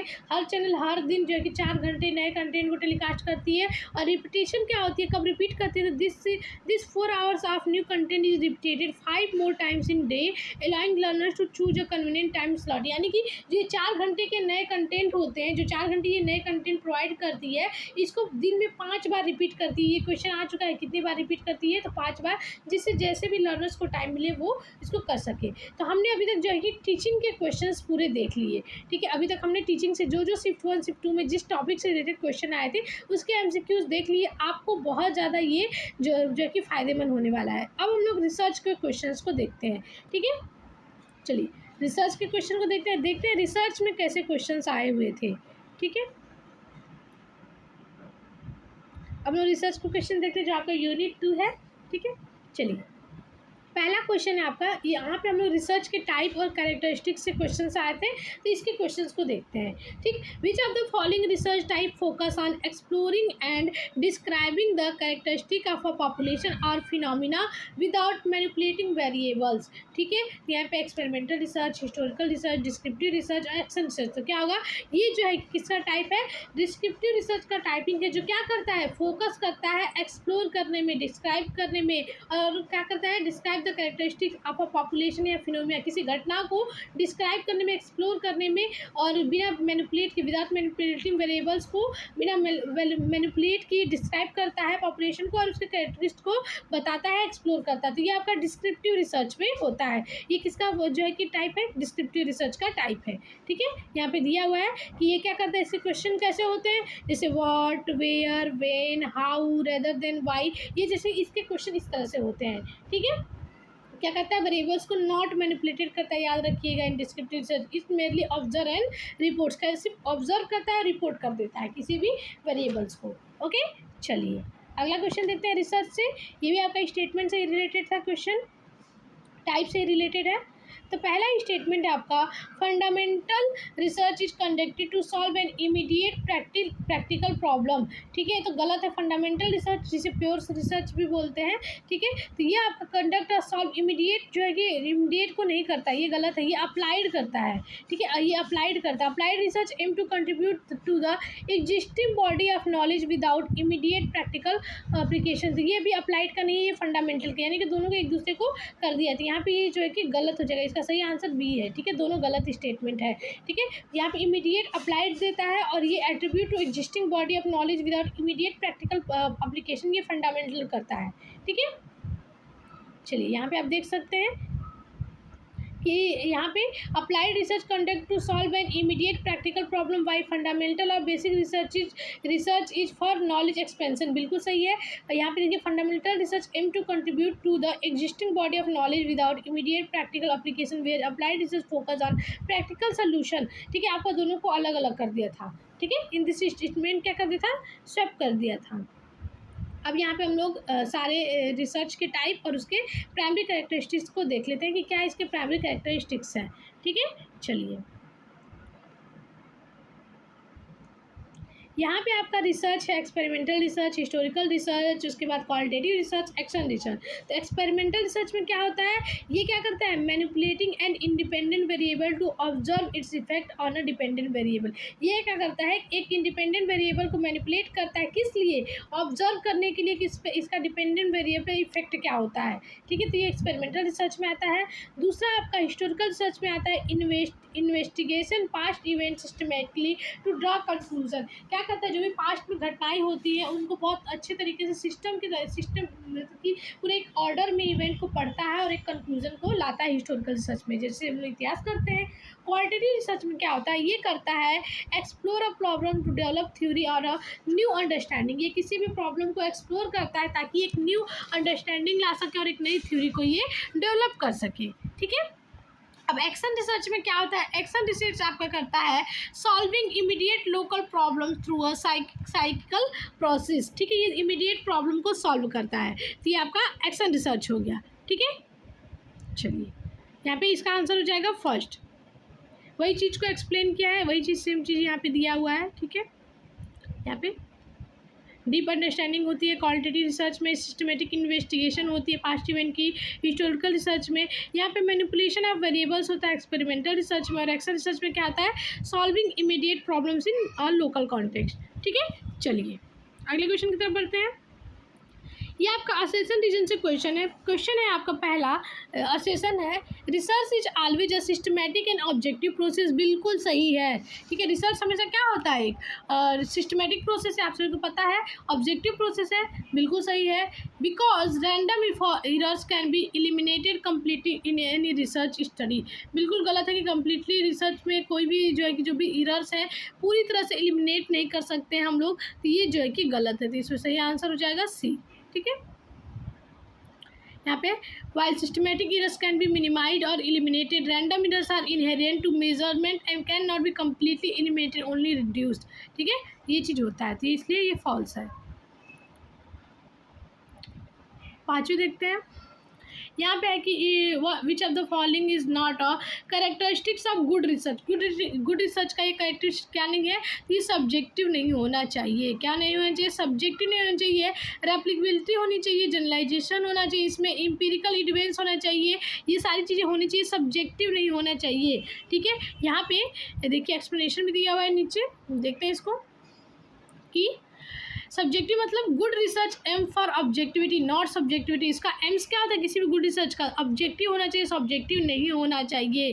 ठीक, to ensure that findings are unbiased and verifiable, यानी कि ऑब्जेक्टिव होगा तो क्या होगा, अनबायसनेस होगी, जो भी फाइंडिंग्स हमें मिलेंगी वेरीफाइब होगी, वैलिड होगी। ठीक है, रेप्लिकेबिलिटी में क्या होती है, the ability for other researcher to repeat the study and obtain similar result. यानी कि रेप्लिकेबिलिटी का मतलब है कि सेम रिसर्च को कोई और रिसर्चर करे जब उसको, तो सेम रिजल्ट आए, ठीक है। रिलेटेबिलिटी भी होनी चाहिए आपके रिसर्च में। जनरलाइजेशन का क्या मतलब है, to the extent to which research findings can be applied to a larger population और डिफरेंट कॉन्टेक्स्ट, ठीक है। तो ये इसलिए होता है। एम्पिरिकल एविडेंस कहता है good research is based on observable and verifiable evidence obtain through systematic observation और एक्सपेरिमेंट्स, ठीक है। तो ये एम्पिरिकल एविडेंस में होता है। चलिए अगला क्वेश्चन था आपका हाइपोथेसिस आया हुआ क्वेश्चन था आपका शिफ्ट 1 और शिफ्ट 2 में। यहाँ पे है a researcher formulates a statement that predicts a relationship between two or more variables, this statement is known as, ठीक है। ये स्टेटमेंट किस नाम से जाना जाता है, थ्योरी, कंसेप्ट, हाइपोथेसिस, पैराडिग्म, तो किससे, इसको कहते हैं हाइपोथेसिस। जिसमें क्या होता है, a researcher formulates a statement that predicts on a relationship between two or more variables के बीच में जब प्रेडिक्शन करता है उसके रिलेशनशिप का, जिसे हाइपोथेसिस बोलते हैं। यहाँ पर हाइपोथेसिस के बारे में है कि हाइपोथेसिस क्या होता है, इट इज़ अ टेंटेटिव काम चलाऊ टेस्टेबल प्रेडिक्शन, यानी कि अभी हम लोग इसको प्रेडिक्ट कर रहे हैं about the relationship between two or more variables के बीच में होता है। It serves as a starting point for empirical investigation, क्या करता है ये, एम्पिरिकल इन्वेस्टिगेशन का स्टार्टिंग पॉइंट्स का काम करता है, ठीक है। A hypothesis can be either supported or refuted by the research finding, ठीक है। क्या होता है, एक हाइपोथेसिस आपका सही भी हो सकता है, गलत भी हो सकता है, सपोर्ट भी कर सकता है और नहीं भी कर सकता है किसी भी रिसर्च फाइंडिंग्स के लिए, ठीक है। तो ये टेंटेटिव होता है, ठीक है। चलिए अगला हाइपोथेसिस से स्टेटमेंट से क्वेश्चन है। तो यहाँ पे पहला स्टेटमेंट है अ नल हाइपोथेसिस, यानी कि H0 से इसको दिखाते हैं। नल हाइपोथेसिस दो प्रकार के होते हैं, नल हाइपोथेसिस और अल्टरनेटिव हाइपोथेसिस, ठीक है। तो null hypothesis state that there is no significant difference or relationship between the variables being studies, बिल्कुल सही है कि नल हाइपोथेसिस कहता है कि जो वेरिएबल्स हैं उनमें कोई रिलेशनशिप नहीं है, ठीक। अब वही दूसरा कहता है कि दूसरा statement rejecting the null hypothesis always prove that the alternative hypothesis is absolutely true. ये गलत है कि अगर हम लोग रिजेक्ट करते हैं नल हाइपोथेसिस को तो ये जरूरी नहीं है कि जो अल्टरनेटिव हाइपोथेसिस वो बिल्कुल सही हो। तो ये स्टेटमेंट गलत है, इसका सही आंसर होगा सी। ये आपका मोस्ट रिपीटेड क्वेश्चन है। यहाँ पे देखिए इसका एक्सप्लेनेशन दिया हुआ है, ठीक है। यहाँ पे है कि rejecting the null hypothesis provide evidence in favour of the alternative hypothesis but it does not prove that कि H1 यानी कि alternative to be absolutely true. Evidence देता है फेवर में इसके लिए, कि ये नहीं कहा जा सकता कि एब्सोल्युटली ट्रू ही अल्टरनेटिव हाइपोथेसिस, ठीक है, याद रखिएगा। चलिए यहाँ पे कुछ हाइपोथेसिस के टाइप और उसके कैरेक्टरिस्टिक्स से क्वेश्चन इसको देख लेते हैं, ठीक है। आपके सारे क्वेश्चन एकदम तैयार हो जाएंगे इससे।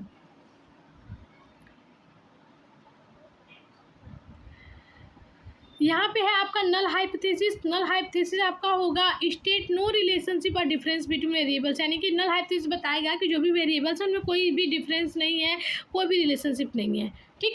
वही आपका अल्टरनेटिव हाइपोथेसिस जिसको H1 से शो करते हैं वो दिखाएगा कि state that there is a relationship और डिफरेंस बिटवीन वेरिएबल्स, ये कहेगा कि दोनों के बीच में कुछ ना कुछ तो संबंध है, कुछ ना कुछ तो रिलेशनशिप है, ये कहेगा, ठीक है। डायरेक्शनल हाइपोथेसिस बोलेगा कि प्रेडिक्ट्स, ये करेगा कि predicts a specific direction of relationship, ठीक है। स्पेसिफिक डायरेक्शन उसके रिलेशनशिप के बारे में बताएगा, ठीक है। और नॉन डायरेक्शनल क्या कहेगा, ये प्रेडिक्ट करेगा कि a relationship but not it's specific direction, एक रिलेशन है लेकिन किसी की स्पेसिफिक डायरेक्शन में नहीं है, ठीक। तो इसका सही आंसर हो जाएगा फर्स्ट, ठीक है। तो ये आपका हाइपोथेसिस से रिलेटेड क्वेश्चन था, ठीक है। यहाँ पे देखिए पूरा दिया हुआ है एक्सप्लेनेशन कि पॉजिट्स, यहाँ पे हाइपोथेसिस नल हाइपोथेसिस कहेगा posits that there is no statistical significant relationship और difference between variables. Alternative hypothesis बोलेगा कि state that there is a statistical significant relation or difference between variables. Directional hypothesis बोलेगा कि specific the direction of the expected relationship और difference, ठीक है, more than या less than, ये बोलेगा। और predict relationship or but difference but does not specific direction, ये कहेगा नॉन डायरेक्शनल हाइपोथेसिस, ठीक है। ये आपका हाइपोथेसिस से क्वेश्चन था। चलिए अगला क्वेश्चन है,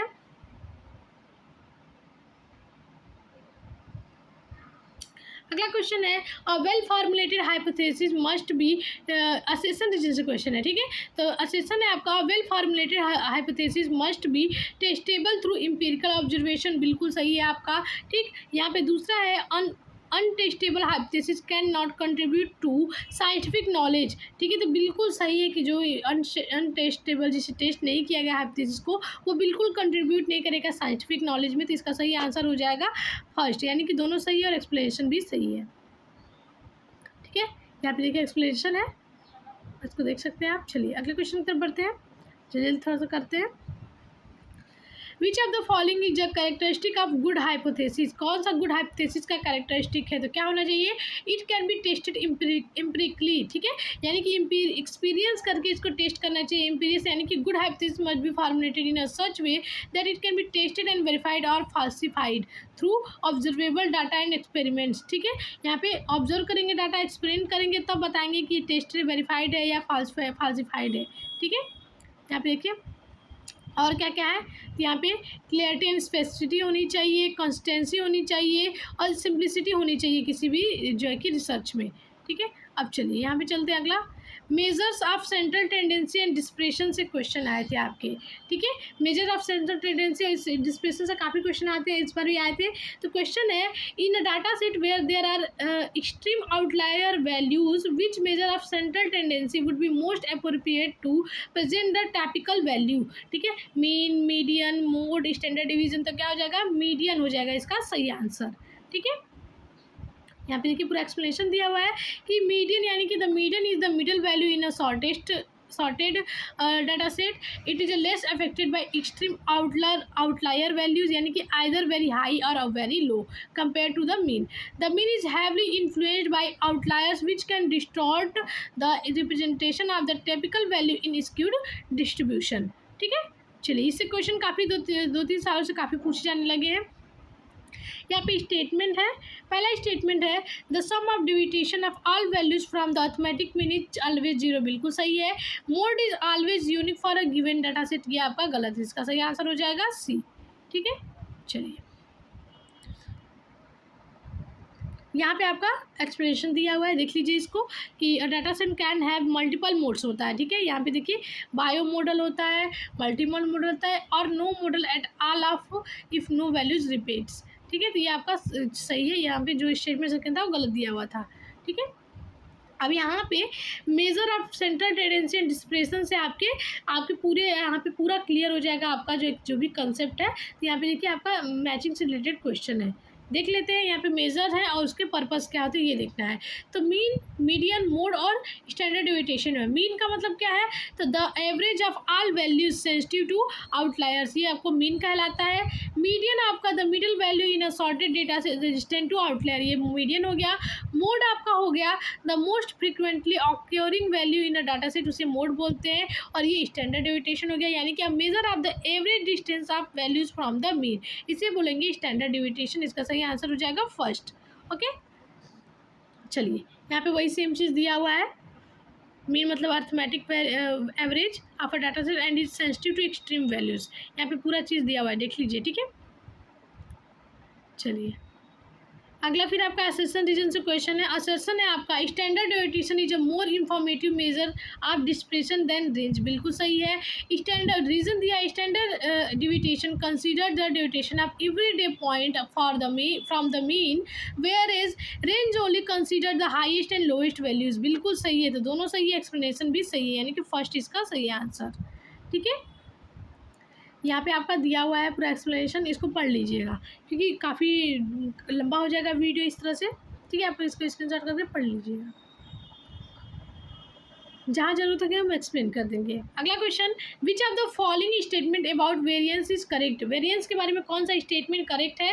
तो variance indicates how far data points are spread out from the mean, कहता है कि ये इंडिकेट करता है कि डाटा पॉइंट्स जो है कि कितना दूर है मीन से, कितना दूर है, ये वेरिएंस जो है कि इंडिकेट करता है। Variance is a measure of dispersion, measure मापने वाला है डिस्प्रेशन को, that quantifies how much individual data points in a set vary from the mean of the set, ठीक है।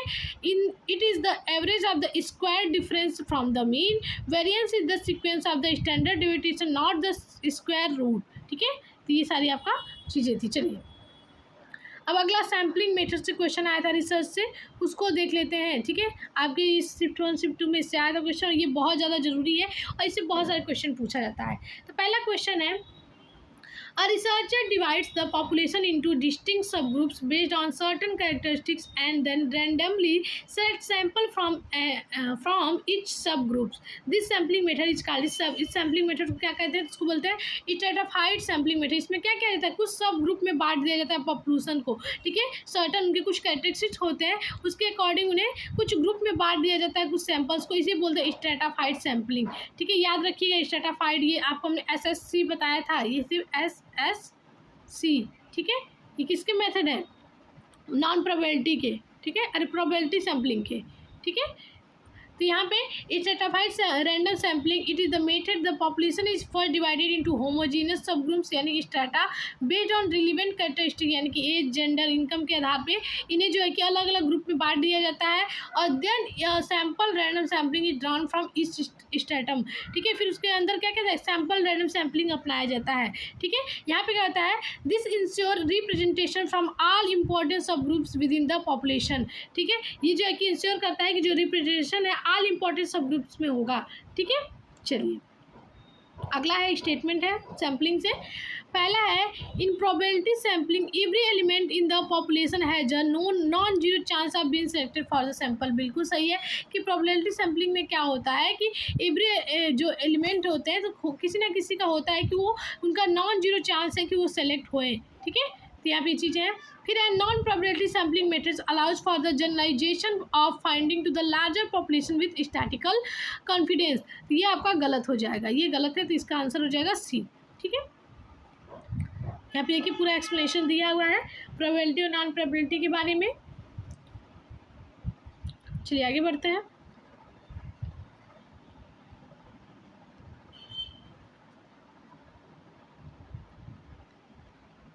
यहाँ पे सैम्पलिंग मेथड कौन कौन से और कैरेक्टरिस्टिक्स से जो क्वेश्चन आए थे उस पर आपके पूरे कॉन्सेप्ट क्लियर हो जाएंगे, ठीक। सिंपल रैंडम सैम्पलिंग क्या है, तो ये आपका each member of the population has equal chance to selection होता है सिंपल रैंडम सैम्पलिंग में, ठीक है। सबको सेलेक्ट होने का इक्वल चांस होता है।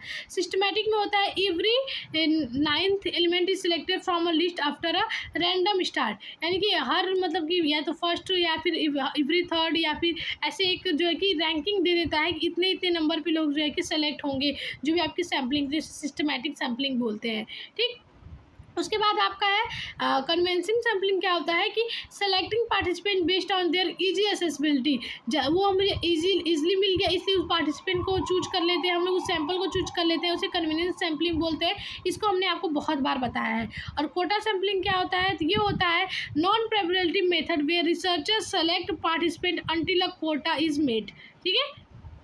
ये आपका कोटा सैम्पलिंग है, जिसका सही आंसर फर्स्ट हो जाएगा। यहाँ पे देखिए सबके बारे में अच्छे तरीके से दिया हुआ है, आप इसको पढ़ लीजिएगा।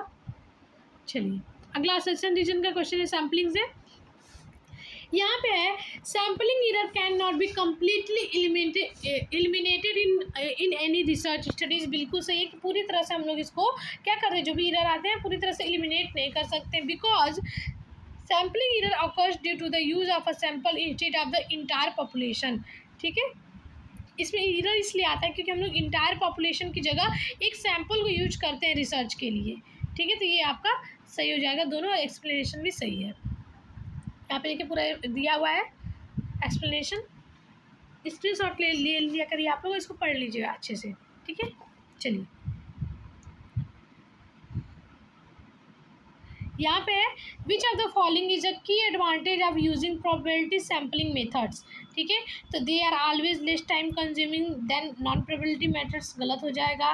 दे guaranteed the sample is perfectly representing of the population, ये भी गलत हो जाएगा, ठीक है। यहाँ पे they allow from the generalisation of research findings to the larger population. बिल्कुल सही, जो सैम्पलिंग मेथड होता है प्रोबेबिलिटी सैम्पलिंग मेथड होता है, ये अलाउ करता है कि हम लोग जनरलाइजेशन कर सकते हैं जो भी रिसर्च फाइंडिंग है एक लार्जर पॉपुलेशन पे, ठीक है। तो ये आपका सबसे सही आपका आंसर है, एडवांटेज है इसका, ठीक है। यहाँ पे देखिए पूरा दिया हुआ है। तो यहाँ पे तक हमने पूरा रिसर्च का जो है कि जो भी रिसर्च से शिफ्ट 1 शिफ्ट 2 से क्वेश्चन आए थे और टीचिंग से वो हमने देख लिया, ठीक है। 2 यूनिट हमने कंप्लीट कर लिया। तीसरा आपका कंप्रीहेंशन से है, और आपका कंप्रीहेंशन से breast cancer awareness and early detection in India, जो है कि ये कंप्रीहेंशन का पैसेज का टॉपिक है, ये पूरा इससे रिलेटेड है, आप इसको पढ़ लीजिएगा यहाँ पे, स्क्रीनशॉट ले लीजिए। जब आप इसको पढ़ेंगे तो इसका जो आंसर होता है वो इसी में जो है कि होता है। हम आपको डायरेक्ट आंसर बता देते हैं क्योंकि इसको पढ़ने में और करने में दिक्कत हो जाएगा, ठीक है। तो यहाँ पे कुछ क्वेश्चन थे एमसीक्यू बेस्ड, क्या थे ये देख लेते हैं। According to the passage, what is the primary reason for poor breast cancer outcomes in India compare to western countries? तो क्या है, later stage presentation of the diseases in India. ये आपका सी, आपका इसका आंसर सही है, यहाँ पे आप देख सकते हैं, ठीक है। स्टेटमेंट दिया हुआ है तो कौन सा स्टेटमेंट शुरू सही है ये बोला है। तो यहाँ पे breast cancer incident rates are showing an increasing trend among younger women यानी below 15 years of age in Indian metropolitan cities. बिल्कुल सही है, ब्रेस्ट कैंसर जो है कि हो रहा है, ठीक। उसके बाद है breast self examination is considered the gold standard for breast cancer screening for women over 40s। ये आपका गलत है, तो इसका सही आंसर सी हो जाएगा, ठीक है। यहाँ पूरा एक्सप्लेनेशन दिया हुआ है। अब यहाँ पे आपका ये भी क्लियर हो जाएगा। यहाँ पे चैलेंज और डिस्क्रिप्शन दिया हुआ है। तो लैक ऑफ अवेयरनेस से क्या होगा, तो misconception deterring women from seeking medical advice. Social stigma से क्या होगा, ये करेगा आपका fear of societal judgement of diagnose with cancer, ठीक। उसके बाद लिमिटेड एक्सेस टू स्क्रीनिंग का क्या होगा, इससे होगा limited availability of advance diagnostic machine से होगा। और कल्चरल बैरियर आपका women prioritising family over their own health से होगा। इसका आंसर होगा ए, ठीक है। यहाँ पर एक मैंने बस एक दिया है कि आप कैसे कंप्रीहेंशन को सॉल्व करेंगे, कैसे क्वेश्चंस आते हैं, ठीक है। यहाँ पे आपका असिस्टेंट रीजन से क्वेश्चन है कि early detection is paramount to improving breast cancer survival rates. बिल्कुल सही है। दूसरा है because comprehensive awareness campaigning that include debunking myths and emphasising regular screening are vital to achieve earlier detection. तो ये भी बिल्कुल सही है, यानी कि ये आपका करेक्ट है, ठीक है। यहाँ पे पूरा एक्सप्लेनेशन दिया हुआ है। अगला आपका What does the passage suggest as an effective way to bridge the gap in rural access to mammography? ठीक है, तो यहाँ पे होगा डिप्लॉइंग मोबाइल स्क्रीनिंग यूनिट्स, ठीक है। यहाँ पे इसका सही आंसर है मोबाइल स्क्रीनिंग यूनिट्स। तो यहाँ पे डायरेक्ट स्टेट एनर्जी आप देख सकते हैं। चलिए, ये आपका मतलब कंप्रीहेंशन के क्वेश्चन थे। इस तरह से आपके कुछ क्वेश्चन आएंगे और ये क्वेश्चन आया हुआ है जो है कि अब हम लोग देखते हैं आपका कम्युनिकेशन, ठीक है। ये आपका 4th यूनिट, हमने 3 यूनिट देख लिए, टीचिंग देख लिए, रिसर्च देख लिए, कम्युनिकेशन देख लिए। चौथा यूनिट कम्युनिकेशन है। इस पार्ट में हम लोग सिर्फ 5 यूनिट्स को देखेंगे, यानी कि इसके बाद कम्युनिकेशन के बाद जो 5 यूनिट वहाँ तक देखेंगे। उसके बाद जो पार्ट सेकेंड आएगा वहाँ हम लोग यूनिट 6 से लेकर 10 तक को देखेंगे, क्योंकि वीडियो काफ़ी लंबा हो जाएगा, तो इसलिए हमने इसे 2 पार्ट में डिवाइड कर दिया है, ठीक है, ताकि अच्छे तरीके से आप लोग चीज़ों को कर सकें। तो जो कम्युनिकेशन से क्वेश्चन आए थे, तो पहला क्वेश्चन था communication model and principle including 5 C's, ठीक है। हमने आपको मॉडल्स बहुत अच्छे तरीके से बताए हैं, कम्युनिकेशन के वीडियोस भी बहुत अच्छे तरीके से बताए थे, तो एक बार देख लीजिएगा, बहुत शॉर्ट तरीके में, बहुत सिंपल लैंग्वेज में है, ठीक। यहाँ पे एसेसर रीजन से क्वेश्चन है। पहला आपका in the transactional communication model both the sender and receiver instrumentally encode and decode message. बिल्कुल सही है। यहाँ पे ट्रांजेक्शनल मॉडल में क्या होता है, दोनों बहुत एक्टिव रहते हैं और रिसीव करते हैं, इनकोडिंग डिकोडिंग करते हैं मैसेज। बिल्कुल सही है। दूसरा है this model assume that communication is a dynamic and collaborative process involving a continuous exchange of message. बिल्कुल सही है। इसको डायनेमिक और कोलैबोरेटिव मॉडल भी बोलते हैं ट्रांजेक्शनल मॉडल को। तो यहाँ पे ये दोनों एक्सप्लेन भी कर रहा है और दोनों करेक्ट भी है। इसका सही आंसर हो जाएगा फर्स्ट, ठीक है। यहाँ पे देखिए एक्सप्लेनेशन दिया है, सेम चीज़ है। अब अगला 7C के बारे में है, ठीक है,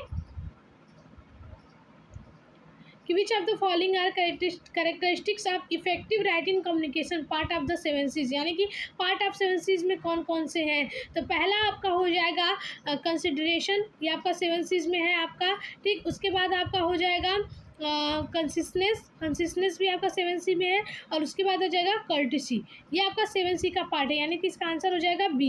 7C को बहुत अच्छे तरीके से एक बार देख लीजिएगा। यहाँ पे देखिए 7C में क्या क्या है। तो पार्ट ऑफ द 7Cs यानी कि the C's of effective communication include consideration, consistence और courtesy along with clarity, completeness, correctness and coherence. ये आपके 7Cs हैं, याद रख लीजिएगा।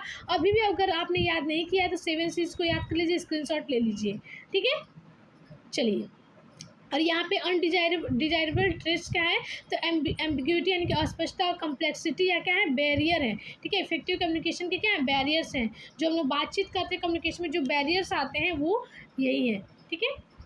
उसके बाद है अगला question, The stimulus response SR model of communication is primarily associated with the which school of thought, किस स्कूल ऑफ थॉट से रिलेटेड है, तो वो बिहेवियरिज्म से रिलेटेड है, ठीक है। Stimulus response model of communication, ठीक है। ये पूरा यहाँ पे एक्सप्लेनेशन दिया है, इसको पढ़ लीजिएगा। चलिए अगले क्वेश्चन की तरफ बढ़ते हैं, थोड़ा जल्दी जल्दी करते हैं क्योंकि काफ़ी लंबा होता जा रहा है वीडियो। अगला है given below are two statement, दो स्टेटमेंट दिए हुए हैं। पहला the Shannon Weaver model of communication is often refer to as a linear model. हमने आपको बहुत अच्छे तरीके से सारे मॉडल बताएं, बिल्कुल सही है कि जो सैनन वीवर का मॉडल है वो क्या लीनियर मॉडल ही है, ठीक है। लीनियर मॉडल हमने बताया था आपको, अगर आपने अभी तक वो वीडियो नहीं देखा है तो प्लेलिस्ट में जाके देख लीजिए। दूसरा दिया है this model explicitly includes the concept of feedback as a circular crucial element, ठीक है। ये फीडबैक नहीं देता है, पहले ही गलत हो गया। यहाँ पे फीडबैक का कंसेप्ट ही नहीं है, लीनियर मॉडल में फीडबैक होगा ही नहीं, तो ये आपका गलत हो गया, तो यहाँ पे सी हो जाएगा, ठीक है। अभी देखिए पूरा दिया हुआ है। चलिए आगे बढ़ते हैं। अगला है which of the following is considered as characteristics of effective communication, ठीक है। इफेक्टिव कम्युनिकेशन के कैरेक्टरिस्टिक्स कौन सा है, तो पहला क्या होना चाहिए, क्लैरिटी होना चाहिए, ठीक है। एम्बिग्यूटी अस्पष्टता नहीं होनी चाहिए, इनकम्प्लीट नहीं होना चाहिए, वन वे फ्लो नहीं होना चाहिए किसी भी कम्युनिकेशन में। क्या होना चाहिए, क्लैरिटी होना चाहिए, क्लियर एंड ईजिली अंडरस्टेबल होना चाहिए, कंप्लीट होना चाहिए। 7C का पार्ट है आपका कि आपका जो भी मैसेज वो कंप्लीट रहे, टू वे फ्लो हो, और क्या होना चाहिए, इंटरेक्टिव प्रोसेस हो, ठीक है। चलिए अगला है, यहाँ पे जो क्वेश्चन थे कम्युनिकेशन फ्लो यानी कि करंट एंड सिक्वेंशियल कम्युनिकेशन से था, कम्युनिकेशन लगाना था कि कैसे फ्लो होता है, वो उससे रिलेटेड क्वेश्चन आपके आए थे, ठीक है। देखते हैं क्या क्वेश्चन है। In an organisation when information flow from higher levels of management to lower level employees what type of communication flow is this called, ठीक है। अगर आपका कोई कम्युनिकेशन किसी ऑर्गेनाइजेशन में हायर लेवल से लोअर लेवल तक जा रहा है तो उस कम्युनिकेशन को क्या बोलते हैं, उसको बोलते हैं डाउनवर्ड कम्युनिकेशन। इस तरह से ये हाई से क्या जा रहा है, लो जा रहा है। अगर लो से हाई जाएगा तो इसको क्या बोलेंगे, अपवर्ड बोलेंगे, ठीक। तो यहाँ पे ये चीज़ें याद रखिए, बहुत ज़्यादा पूछा जाता है, ठीक है।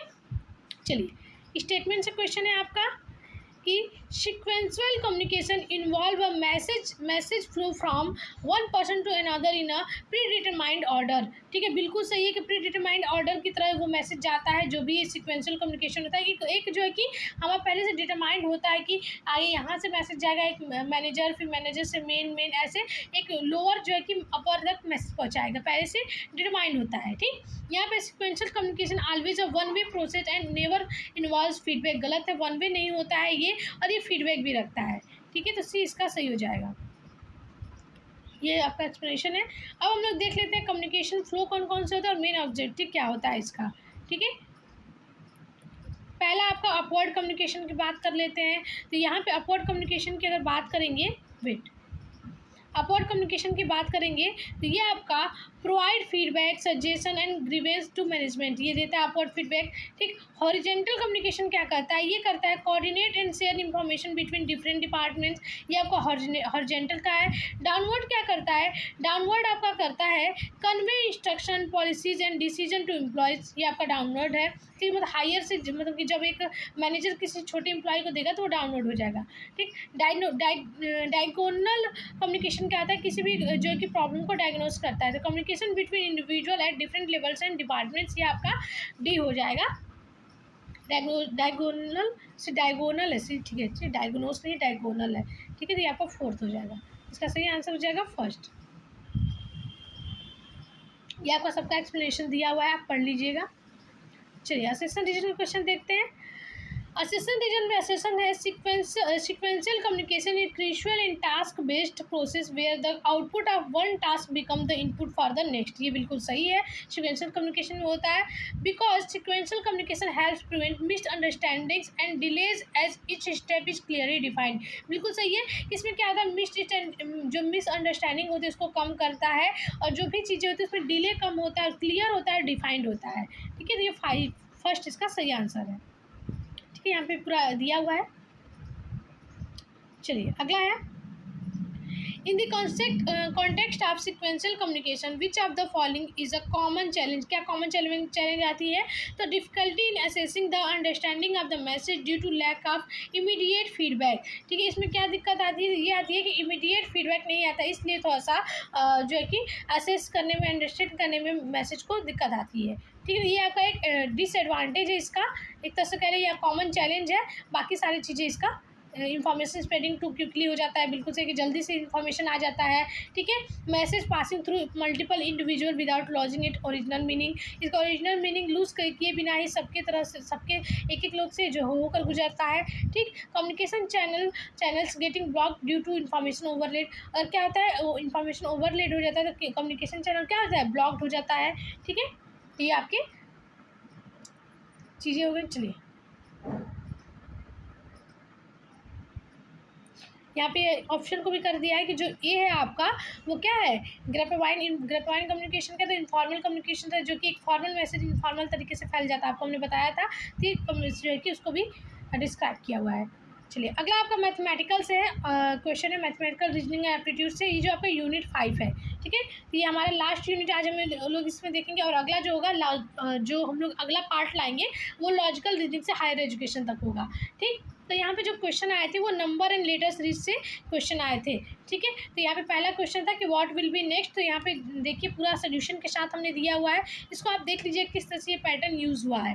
ठीक है, 3, 7, 15, 31, 60 है। तो यहाँ पे 2 का मल्टीप्लाई +1 ऐड करने पे जो नेक्स्ट आपका आंसर आएगा वो आपका 127 है सीरीज़ में। ठीक, सेकेंड आपका है कि DGSM है, जिसके अगला नेक्स्ट क्या होगा। तो यहाँ पे देखिए +3 पोजीशन सब में किया है, तो आ गया है। इस तरह से जो अगला होगा वो P होगा।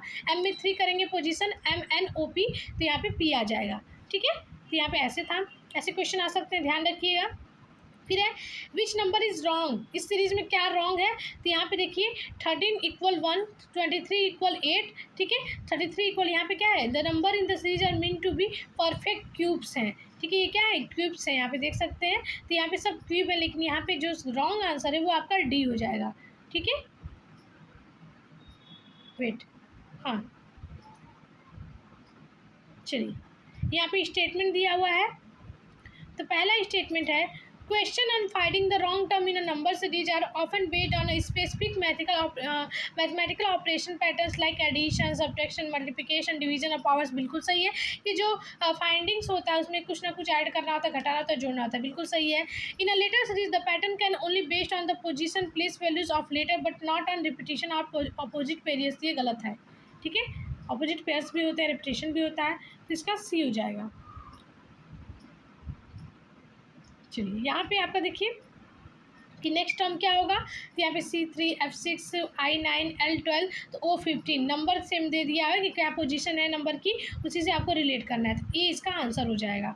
ठीक है, कोडिंग डिकोडिंग से क्वेश्चन है कि अगर वाटर कैसे और इस क्रम में लिखा जाए, क्लाउड क्या कैसे लिखा जाएगा। तो यहाँ पे देखिए पूरा अच्छे तरीके से है कि वाटर W+1 = X कर दिया, A+1 करेंगे, A में एक जोड़ेंगे तो B आ जाएगा। तो इसका जो सही आंसर हो जाएगा वो आपका DM। C में एक जोड़ेंगे तो D आ जाएगा, L में एक जोड़ेंगे तो M आ जाएगा। इस तरह से कोडिंग डिकोडिंग के क्वेश्चन आएंगे। वहीं पर रोज को ऐसे किसी मैथ में, मतलब किसी डिजिट में दिया है और चेयर को इस डिजिट में दिया है, तो सर्च किस डिजिट में करेंगे। तो यहाँ पे देखिए R = 6, O = 8, S = 2, E = 1 दिया है। ठीक, चेयर में भी दे दिया है, तो ऐसे आप चेयर में भी कर लेंगे। तो apply the pattern use of the corresponding करेंगे, तो वहाँ पे भी आप इसको सर्च को कर लेंगे, क्योंकि यहाँ पे S के लिए 2 दिया हुआ है, ऐसे सर्च का करेंगे तो ये आपका सही आंसर हो जाएगा। ठीक है, तो ये आपके बहुत इजी क्वेश्चन है। यहाँ पे सिर्फ टेबल को इस तरह दिखा गया, तो चेयर को किस तरह लिखेंगे, तो यहाँ पे चेयर को इस फॉर्म में लिखेंगे। यहाँ पे देखिए पूरा आइडेंटिफाई दे दिया है कैसे करना है। ठीक है, +2 करेंगे आ जाएगा। असेंशन रीजन से आपका क्या, कोडिंग डिकोडिंग से क्या असेसर जो क्वेश्चन बनते हैं ये देख लेते हैं। तो coding decoding test assesses a candidate's logical thinking and pattern recognition applicability. बिल्कुल सही है, टेस्ट करता है ये। These questions often utilise the underlying principle of numerical series and letter series. बिल्कुल सही है, तो इसका सही आंसर हो जाएगा फर्स्ट। ठीक है, मतलब कोडिंग डिकोडिंग कैसे हेल्प करता है, इससे ये असेसन रीजन के क्वेश्चन थे। ठीक, यहाँ पे भी सेम चीज़ है कि कैसे इसको कोड करेंगे, तो यहाँ पे इसका सही आंसर फर्स्ट हो जाएगा। ठीक है, यहाँ पे दिया हुआ है टाइम एंड वर्क के क्वेश्चन थे। ठीक, इसका सही आंसर B है, और यहाँ पे पूरा एक्सप्लेनेशन दिया हुआ है आपको, तो आपको कैसे करना है इसको देख सकते हैं। ठीक, सेम आप देख सकते हैं दूसरा जो क्वेश्चन है इसका पूरा करेक्ट आंसर और एक्सप्लेनेशन दिया है कि कैसे इसको सॉल्व करेंगे। ठीक है, इसका सही आंसर फर्स्ट है। ठीक है, वही तीसरा आपका टाइम से है, टाइम एंड वर्क से इसका आंसर 30 डेज है और इसका पूरे अच्छे तरीके से हमने आपका सोल्यूशन दे दिया है। ठीक है, स्टेटमेंट से क्वेश्चन है, तो स्टेटमेंट है आपका, if two individuals are doing the same work the time taken to complete the work is directly proportional to their individual work rates. ठीक है, तो यहाँ पे बिल्कुल फॉल्स हो जाएगा ये स्टेटमेंट। दूसरा है, if the same distance is covered speed and time are inversely proportional to each other. ठीक है, तो ये बिल्कुल सही हो जाएगा, तो इसका आंसर हो जाएगा डी। ठीक है, यहाँ पे पूरा एक्सप्लेनेशन दिया हुआ है, ये भी आपका टाइम एंड वर्क से है और यहाँ पे इसका बी आंसर होगा और ये पूरा आपका सोल्यूशन दिया है, इसको देख लीजिएगा। ठीक है, प्रॉफिट लॉस से क्वेश्चन है कि कितना प्रॉफिट हुआ, यहाँ पे सीपी और दिया हुआ है, प्रॉफिट दिया हुआ है, तो बहुत इजी हो जाता है आपको। इसका आंसर 400 है, यहाँ पे देख सकते हैं सेलिंग प्राइस आपका 440 और प्रॉफिट 10% है। तो सीपी कैसे निकालेंगे, तो फॉर्मूला आपका क्या होता है, एसपी बराबर सीपी प्लस 10% ऑफ सीपी। ठीक है, करेंगे तो आ जाएगा। ठीक है, चलिए आपको प्रॉफिट लॉस से क्वेश्चन है, सारे का आपका आंसर दे दिया गया है और पूरा आपका सोल्यूशन दे दिया गया है, आप इसको ऐसे सॉल्व कर लीजिएगा। ठीक है, ध्यान रखिएगा इन सब चीज़ों को। इससे 5 क्वेश्चन इससे बनेंगे। इससे स्टेटमेंट क्वेश्चन है कि when the selling price SP is greater than CP there is a profit. ठीक है, बिल्कुल सही है। या फिर loss percentage always calculated on the cost price. ठीक है, दोनों स्टेटमेंट क्या है, बिल्कुल ट्रू है। ठीक है, चलिए ये आपका लास्ट क्वेश्चन है, इसका आंसर ए है, इसका भी सोल्यूशन हमने पूरा दे दिया है। और यहाँ पे एसआई से भी क्वेश्चन है आपके, कुछ simple standard compound interest question, तो इसको भी पूरा आप यहाँ पे हमने क्वेश्चन और उसके जो सोल्यूशन दे दिया है, आप इसको देख लीजिएगा। ठीक है, वेट। ठीक है, यहाँ पे स्टेटमेंट से रिलेटेड क्वेश्चन इसका आंसर है। ठीक है, 5वां क्वेश्चन भी आपका इससे का आंसर है। रेशियो एंड परसेंटेज से क्वेश्चन था ये कि अगर एक ratio of boys and girl in a class 3.2 है, 3:2 है, if there are total of 50 student in the class find the number of girls, तो कितनी होंगी, 20 होंगे। ठीक है, यहाँ पे रेशियो ऐसे निकाल सकते हैं। ठीक है, सेम इसी तरह से इसका भी क्वेश्चन है, ये आपका सारा रेशियो के क्वेश्चन है। 3-4 आपका स्टेटमेंट से क्वेश्चन है कि percentage is always use to express a quantity based on 100, बिल्कुल सही है। अगला है, two ratios can only be compared if their antecedents are there the same, ये गलत हो जाएगा, तो सी इसका आंसर सही हो जाएगा। ठीक है, तो ये आपका रेशियो से क्वेश्चन थे। ठीक है, अब अगला जो ये लॉजिकल रीजनिंग के क्वेश्चन है वो हम लोग पार्ट 2 में करेंगे, क्योंकि वीडियो काफ़ी लंबी हो जाएगी और अच्छे तरीके से जो है कि हम लोग एक्सप्लेन नहीं कर पाएंगे। तो ये हमारा पूरा यूनिट 1 से यूनिट 5 तक आपका पूरा जो है कि ये वीडियो था। तो अगली वीडियो के लिए बिल्कुल चैनल पर बने रहिए अगर वीडियो अच्छी लगी, क्योंकि इन सब चीज़ों में काफ़ी मेहनत लगता है, काफ़ी जो है कि मेहनत है सिर्फ आपके लिए। तो अगर वीडियो अच्छी लगी तो प्यारा सा कमेंट, चैनल को सब्सक्राइब कर लीजिएगा और मिलते हैं अगले वीडियो में, तब तक के लिए धन्यवाद।